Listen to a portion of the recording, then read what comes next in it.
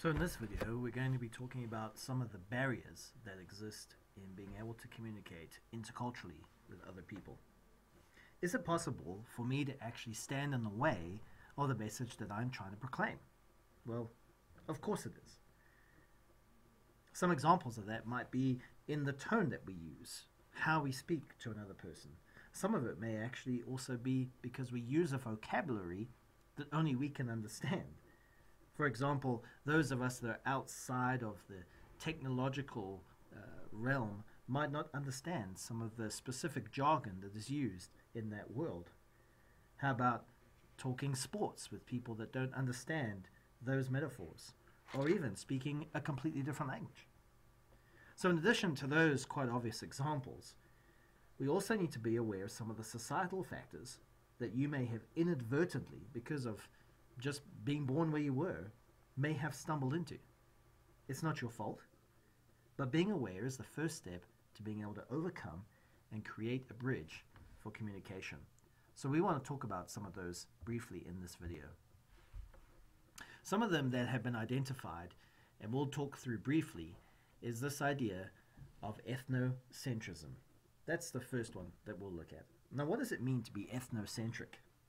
Well, essentially, ethnocentrism defined is a sociological term speaking about the belief in the inherent superiority of one's own ethnic group or one's own culture.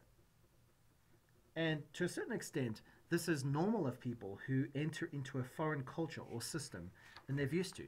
Maybe you've been on holiday overseas somewhere, and when you first begin to encounter the culture that you find yourself now in, you look at some of the ways in which people dress, some of the food that they eat, some of the things that they do, and our first instinct is to compare it against my own culture, and in most cases to say something like, well, I'm glad I don't do things that way, or I wonder why they do these strange and funny things that they do. That, in essence, is being ethnocentric. Let me show you an extreme example of that one of my American friends once showed me. Now, you look at this diagram. Now, if you've ever been to America, you will understand that maybe that is probably truer than most people would like to admit. But this is the very definition of ethnocentrism, right? Whether it's the US or some other country, we tend to think of our own culture as being the best, and everyone else is ever so slightly inferior. To give you another diagram to look at, Paul Hibbert, a great cultural anthropologist, once spoke of the idea of ethnocentrism as being explained by being a tourist. A tourist looks at things from an outside view, as we said a few moments earlier. You tend to become very critical of the things that you see around you.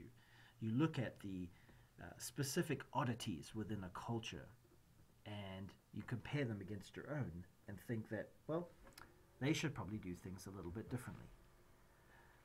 However, what Hibbert speaks about in his material and encourages us to be is not an outsider, a critic, but a learner, an insider.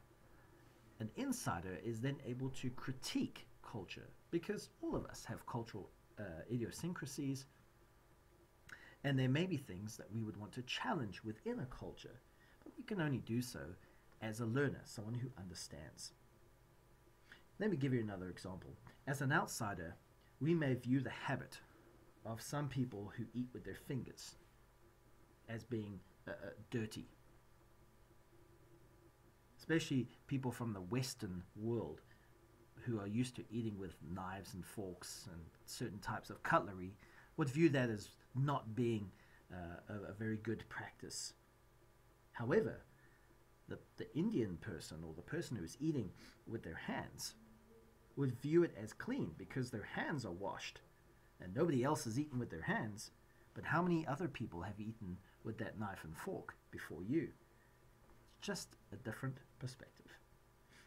Now, one of the ways that we can move beyond being ethnocentric is through empathy, which is, of course, not the same as sympathy. We don't need to feel sorry for anybody because of the way in which they act and live, but to empathize, which is truly to try to see the world from their perspective. Many mistakes would be avoided in communication if people recognize that because somebody else has a different perspective than me, it doesn't make them ignorant and it doesn't make them wrong. So let's strive to become learners, insiders, and less ethnocentric. One of the other big problems that we encounter in the world today is this idea of stereotyping. Now, we've already spoken a fair amount about stereotyping in this class. But to stereotype somebody else essentially is this. It is looking at the widely held beliefs about a group or people, according to Martin and Nakayama. They're essentially a generalization, a way in which we process and characterize information about others in our daily life. It's basically a shortcut in our brain that helps speed up decision making about people. Well, sounds good, right? Well, sure. Except when you're wrong. And because people are so complex, we often are wrong. We've seen many types of stereotyping in our world today. Some can be harmful, some can just be awkward. For example, teachers, lecturers, we like to stereotype students, right? Students, well, they're lazy. They don't want to learn. Well, that's not really accurate. People stereotype teachers. Well, those that can't do teach, right? They're outdated. We stereotype cultures. Japanese are smart people. The English all like to drink tea. We stereotype the types of people. Blondes are dumb, etc., etc., etc. And of course, we also stereotype in race. In South Africa, we understand almost on a weekly basis there are news articles, there are things that we see in the media that are indicative of our ongoing wrestling with racial stereotyping and prejudice. The problem is with prejudice and stereotypes is once we have them, they're very difficult to discard. And sometimes, many times, we're actually not even aware that we are holding these prejudices. In addition, the media plays up these stereotypes, and if we are not thinking critically, we will inadvertently buy into it. I often talk to students in the US about their perceptions of Africa, and sometimes they're disturbing, but a lot of their perceptions are informed by media. A lot of their perceptions of the Middle East is formed by the media. And whenever they watch the most popular shows on TV, like 24 or NCIS or any of those major TV shows that we watch around the world, how are the Middle Eastern people portrayed in those shows? Usually the terrorists or the bad guys. How are Africans portrayed in those shows? Usually the warlords from some war-torn country that are trying to exploit their people. Is there some truth to those negative stereotypes? There is a sliver of truth, but so much more of that is inaccurate, and therefore we need to stamp it out. So this is true for discrimination and prejudice as well. There's actually a document that is uploaded in this week's material that I would like for you to read, which speaks about how we can actually recognize prejudice and racism. Not so much to explain why it's wrong, because I think that that's a no-brainer. Hopefully we realize it's wrong, but to recognize how we can think through when we have those prejudices, because it's not always racially informed. Sometimes those prejudices are just ingrained in us, and we're not even sure that we have them until it comes out in a circumstance. So prejudice and discrimination is also an important thing to overcome. Part of that is also fear. Fear is an emotion that drives us to some pretty crazy behavior sometimes. Fear can lead to hate in its worst extremes. If we look back to the colonialist history of Southern Africa, of many parts of Africa, and even around the world, we see that fear and control have led to a lot of the wars that have taken place. It's been about control. When we communicate or don't communicate due to fear, it certainly affects our ability to get the message across. So think about it this way. Is there a type of person, is there a group of people that you would feel particularly intimidated in speaking to?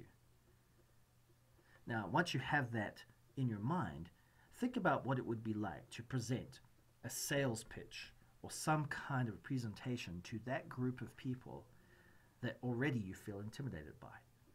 Whether it's due to culture, due to racial differences, due to educational differences, whatever it may be. Maybe even as you think about it, you start to break out in a cold sweat, not sure of how you would even do that. That is fear. And fear inhibits our ability to communicate. When tension goes up, retention goes down. So our ability to communicate with people effectively diminishes exponentially the more fearful we are of that group of people. We fear the unknown. We fear customs, we fear language, we fear the culture, and the more we fear, the less we communicate. So think about who that is for you, and let's think of ways in which we can begin to overcome that. The final thing we need to think through is very much connected to ethnocentrism, and that is cultural imperialism. A little bit about me. My wife is from the US, and I'm South African. So we often have these tongue-in-cheek kind of discussions about which country's better. Now, she's very proudly American, and we see that all the time in the media about loving Uncle Sam, and I'm very proudly South African. Now, is it wrong for us to be proud of our countries? Is it wrong for us to be patriotic? Well, my contention is no. I think it's good in many ways to foster a sense of pride in your country. That's quite different from imperialism, because imperialism desires to import one's ideals onto another culture or country. So if you really want to be successful, you must be like this. If you really want to live in a great place, you must go to this country. No, we can be proud of who we are as individuals without being imperialistic in the way in which we go about that. And I think sometimes our ability to communicate is inhibited by an almost unspoken desire to try to imperialize, to try to import onto somebody else our cultural proclivities. So those are just some of the barriers that we see. That is important. So maybe as you look through these, you can begin to think through which one of these sticks out to you the most, which one is the one that you feel like you need to work on. And we'll talk about that in some of our forums as well.